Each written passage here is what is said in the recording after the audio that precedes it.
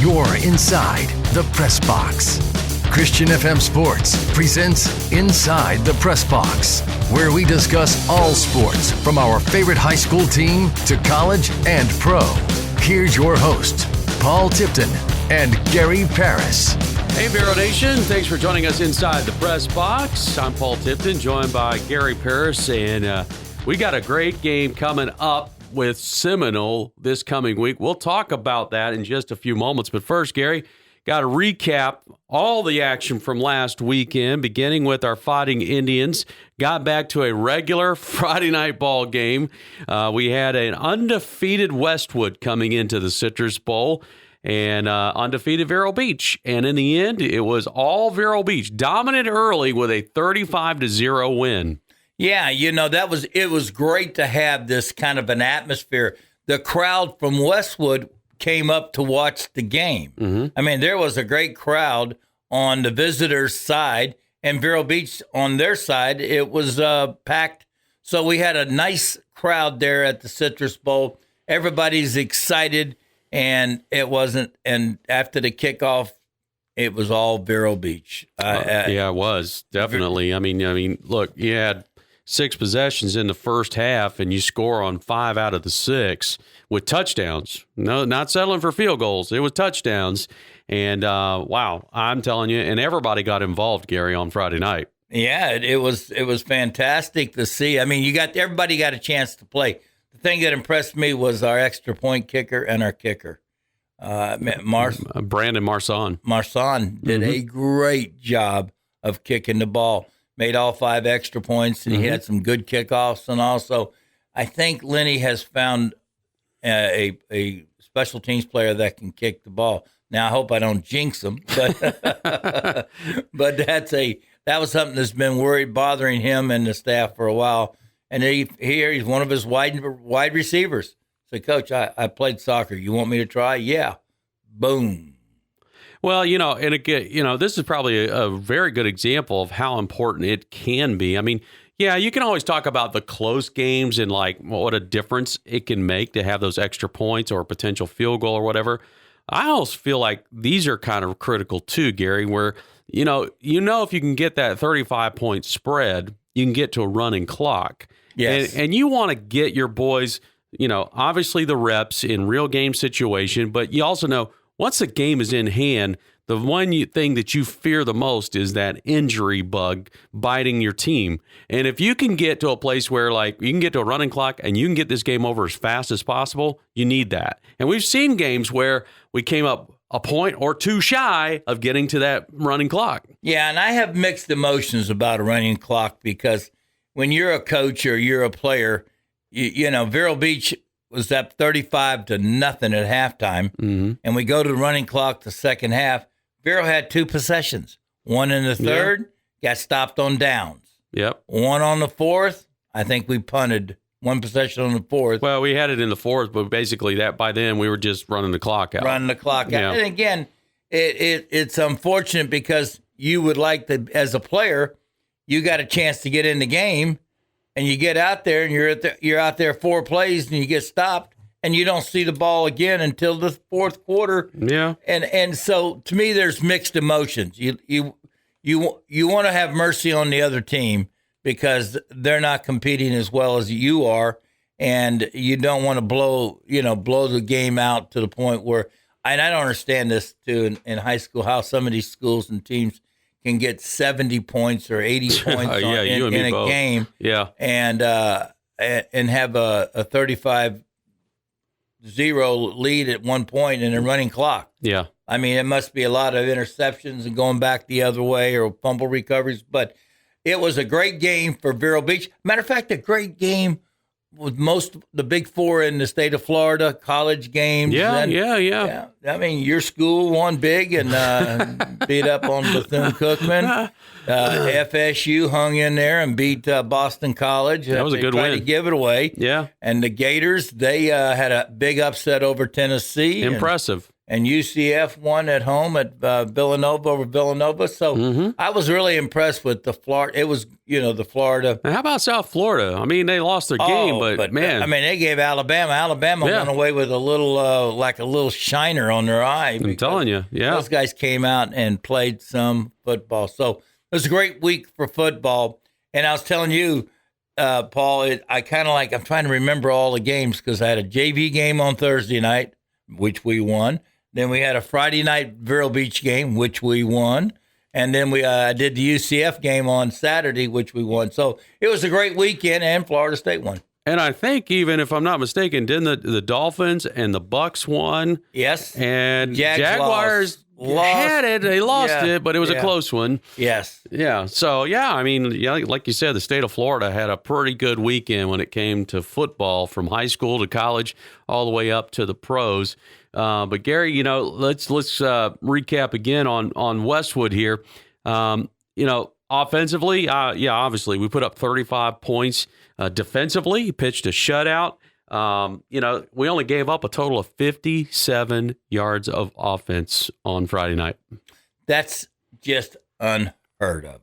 I mean, here's a team coming in that's 3-0 or 4-0, 3-0, and undefeated, and scored a lot of points in one of their games, and again, it just shows you the level of competition that when you play Vero Beach and compared to some other schools. Bill Motta's defense was all over. They were swarming, and he played so many people. He got everybody. You and I were looked out there, and we were trying to get all the numbers and the names and everything to make sure we got them right on radio. But it was so many people got a chance to play and participate. That's what you like to see. You got film on everybody out there. And the same thing on offense. Offense clicked. I mean, like you said, you score 5 out of the first 6 possessions you have. That's a pretty good day's work right there. It sure is. And, defensively speaking, I mean, TJ Alford, man, I mean, we knew with him coming in, we knew that, he had a lot of street cred, if you will, and boys, he living up to it. I mean, he's just all over the field. I mean, I just remember one of the possessions, it seemed like every single tackle, it didn't matter what side of the field it was on, he was making the tackle. Yeah, and you're gonna need that for this week. Yeah. We're playing one of the best teams in the state of Florida. Their only loss is to Treasure Coast. Yep. And that was a real 22-8 game or something like that. 20-8, or no, so 28. No. That was a 14-9 game. 14-9. Okay, there you go. I remember looking at some of their other scores. Yeah, you told me a score, and I thought, but it was 14-9. 14-9. That's a close game. Yeah. That is a close game, but Treasure Coast won. This team, and since we put the one behind us because it's over with, let's talk about Seminole. Yeah. Seminole was just a few years ago was state champs. Mm-hmm. It wasn't until a couple of years, 2019, I believe it was, or 2020, or one of those years. They were the state champs of Class 8A at that time. And they're good. They're solid. Mm-hmm. They'll throw the ball. They got the ability. Their quarterback this year will throw the ball. They got a good running attack. And they usually play good, solid defense, too. And it's always a great challenge when we play. I like these games, and I'll tell you why, because it gives you a barometer measurement of how good you are for the playoff. What you've got to work on at the end of the season, or toward the end of the season, to get your team better and ready. Also, it gets us ready to play Treasure Coast down the road here. To me, to have a game like this under your belt. Miami Northwestern was a challenge for us, and we survived it. Now Seminole's coming in, and it's going to be a challenge for us, and we got to hope we do the things right, and we'll survive it. But it's a great test with all their athleticism, their solid coaching staff. This is two teams, Paul, that are, if you look at it, they're loaded with talent. Yep. And they both got great coaching staffs. Yep. Because they win. Agreed. So what a great game this will be Friday night. Yeah, I agree with you. Just taking a quick peek at some of their numbers for Seminole. So far through 4 games, they've thrown for 578 yards. They got 7 touchdowns to 2 interceptions. On the ground, Gary, they've got 804 yards. So fairly balanced, obviously leaning a little more towards the ground game. But yeah, I mean, it's going to be a challenge for that defense for Vero Beach. What, 400 some odd yards a game total offense? Mm-hmm. And that says a lot right there. When you get into the season, it's going to be a tremendous challenge for everybody that plays them. And but you know what? I like it. You load yourself up with some good teams, and Lenny tries to do that every year.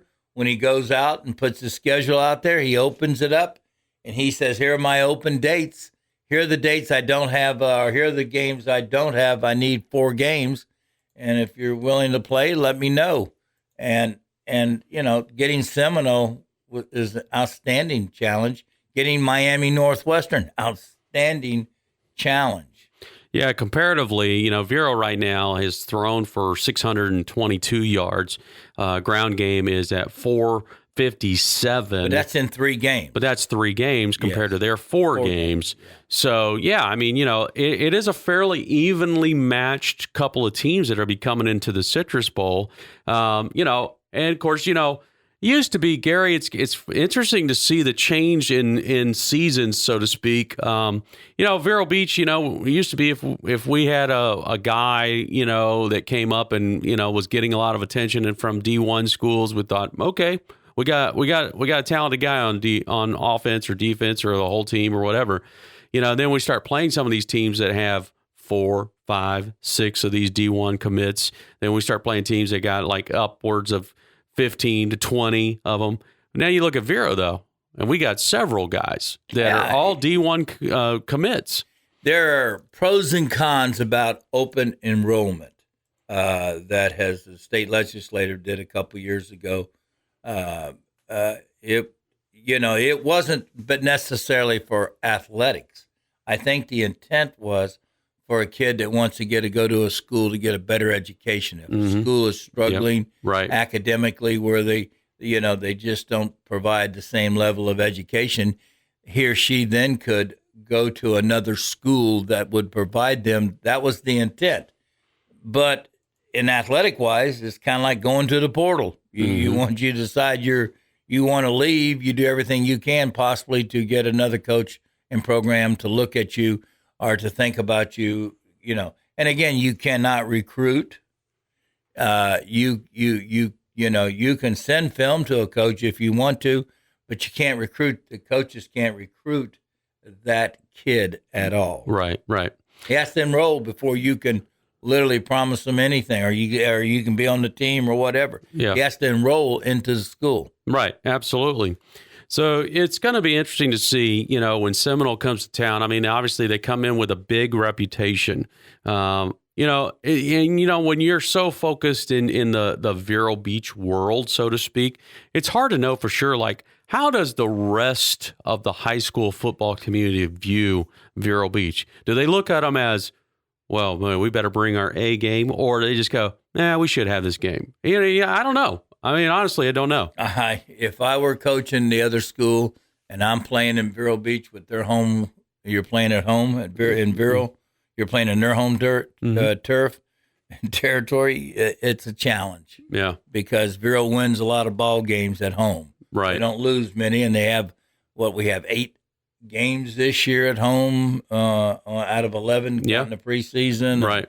And so we're taking a road trip to Wellington, which is just totally unheard of. And but we got our conference games, our district games, rather. We flip-flop every year. Right. And one year we have 2 on the road, and another. Well, now with the biggest, it's 2 and 2. 2 and 2 now. Yeah. So, but it's being at home is important for Vero Beach. I agree. And Lenny will do a lot to get a team to come and to play in Vero Beach. And so to get Seminole to come, I don't know if it was a trade of 1-1 for next year. You and I haven't had a chance to talk to him about it. Yeah. I was just excited to see him on our schedule. I was excited to see Miami Northwestern on our schedule. Of course, Treasure Coast is part of our schedule. And he had to go all the way and get Columbia, Lake City, Columbia, to play in the final game of the year because one of the schools dropped out off our schedule, withdrew. Yeah. And so it's a busy job for him to get it together. But, boy, I tell you what, folks, you're going to see one heck of a ball game on Friday night. That's going to be – all I can say this is that you lace up your shoes and you tighten your shoulder pads and you tighten your chin strap and you make sure everything fits good, because it is going to be physical. It's going to be challenging. And to have a team of this caliber to come in here and play, they'll bring a great crowd down from Sanford, and just look forward to it. Yeah, I agree. It's going to be a fun time, and I hope you can be there. If you can, obviously you can watch the game on our YouTube channel, Vero Nation Network. You can always listen at Christian FM, either on the radio at 91.9. You can listen online at christianfm.com, or you can just download the app, the Christian FM app, and listen as well. And either way, however you got to listen, view, or be there, we'd love for you to be there for sure. I'm going to listen to you on the radio and watch it YouTube on my phone, because I'm in Manhattan, Kansas for this weekend, and I'm excited about watching the game and on a Friday night with my buddies all around. They all say, well, how's Beryl doing? How's Beryl doing? Those poor folks in that restaurant have no idea what's about to hit them. No clue. No clue. Well, we're looking for a good game on Friday night. Hope you can be there. You can always get tickets, by the way. They do sell tickets at the gate now, in case you're wondering. But the easiest way to do it is just to go online, go to ticketspigot.com. Get your tickets there. They have a seating chart. Makes it real simple for you to find what seats you want to buy and make the purchase, and it's real simple to do. So do that. Get your tickets ahead of time. Get there early enough to enjoy all the festivities that are going to take place there at the Citrus Bowl, and we look forward to seeing you there. Gary Parrish, Paul Tipton, Inside the Press Box. As always, go Indians. Thanks for joining us inside the Press Box. For more, go to ChristianFM.com.